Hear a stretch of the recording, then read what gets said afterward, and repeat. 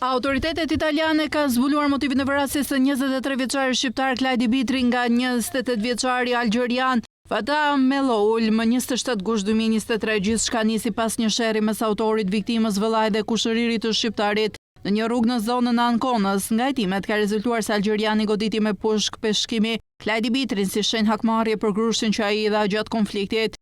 Meloul qëlloi për të vrarë duke çuar në përfundim një plan kriminal që kishte formuluar në një moment qetësie pas goditjes me grush nga viktima, thot avokati. Në arsyetimin e vendimit mësoi se 28 vjeçari algjerian i dënuar tashmë me 18 vjet burg për vrasje me dashje, për shkak se ishte i vetëm dhe shqiptarët ishin 3, ka lë të kuptojë sikur po largohej nga sherrri duke ikur drejt makinës së tij, por e gjitha kjo sipas gjykatësit ka qenë shtirje nga ana e tij. Pasi shkoi në makinë e tij, Fatah Meloul nxorri pushkën e peshkimit dhe qelloi Klajdi Bitrin nga një distancë rreth 2.5 metrash duke goditur në gjoks dhe duke lënë të vdekur në vend. Gjykata ka theksuar ajo që e shtyu 28 vjeçarin të vepronte ishte ndërhyrje e vëllezërve shqiptar dhe konkretisht vëllai më i madh i Klajdit, i cili e goditi me grusht. Pikërisht për atë grusht, sipas gjyqtarëve, Meloul ka dashur ta akmerrej.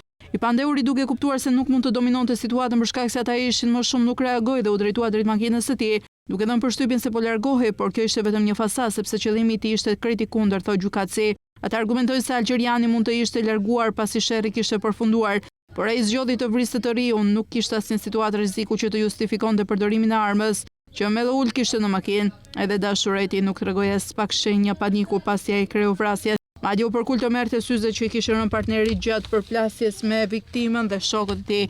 Gjykata përjashtoi mundësinë që arma e krimit të ishte përdorur manualisht sepse nuk do të kishte qenë lehtë të goditej pa qenë lidhur me pushkën.